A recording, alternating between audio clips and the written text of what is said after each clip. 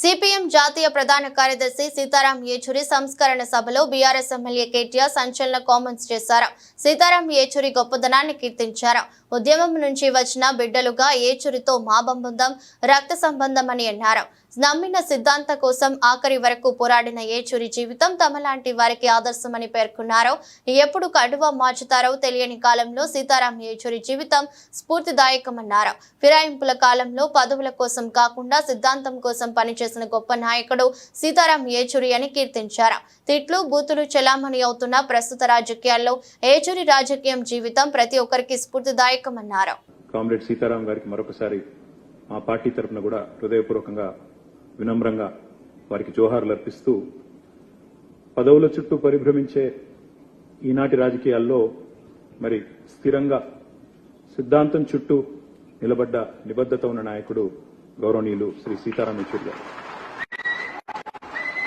ఎప్పుడు ఏ కండువా మారుస్తారో తెలియని ఫిరాయింపుల ఈ కలలో కడదాకా కమ్యూనిస్టుగా బతికిన ఆదర్శ నేత, ఢిల్లీలో వెలిగిన అసలైన హైదరాబాదీ బిడ్డ యేచూరి గారు. హైదరాబాదీ బిడ్డ అని ఎందుకంటున్నా అంటే మాకు కూడా పూర్వాశ్రమంలో కొంత కనెక్షన్ ఉంది.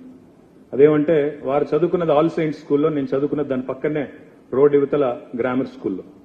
అదేవిధంగా వారు తర్వాత నిజాం కాలేజీలో గ్రాడ్యుయేషన్ చేశారు. నేను కూడా కొద్ది కాలం తర్వాత నేను కూడా అక్కడే చేస్తున్నాను. కాబట్టి అందుకే హైదరాబాద్ బిడ్డ అనే మాట వాడతాం. ఓట్ల రాజకీయం వేరు, ప్రజల రాజకీయం వేరు. మేము ఓట్ల రాజకీయంలో వెనుకబడ్డా ప్రజల కోసం జరిగే పోరాటంలో మాత్రం ముందున్నాం, ప్రజల మనసులో ఉన్నామని ఆయన ఒకసారి చెప్పిన మాట నాకు బాగా గుర్తున్న మాట.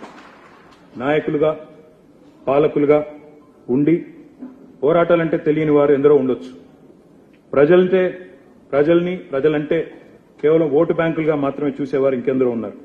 కానీ ఉన్నత చదువులు చదువుకున్న ఒక కుటుంబంలో, స్వయాన మేనమామగా ఒక ఐఏఎస్ ఆఫీసర్గా ఉన్న ఒక కుటుంబంలో పుట్టి అణగారిన వర్గాల కోసం ప్రశ్నించే గొంతుకగా ఎదిగిన వ్యక్తిత్వం చాలా గొప్ప విషయం అని చెప్పక తప్పదు.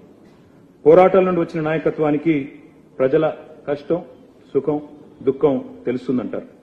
అలాంటి వారిలో యేచూరి గారు ఒకరని నేను బలంగా నమ్ముతాను.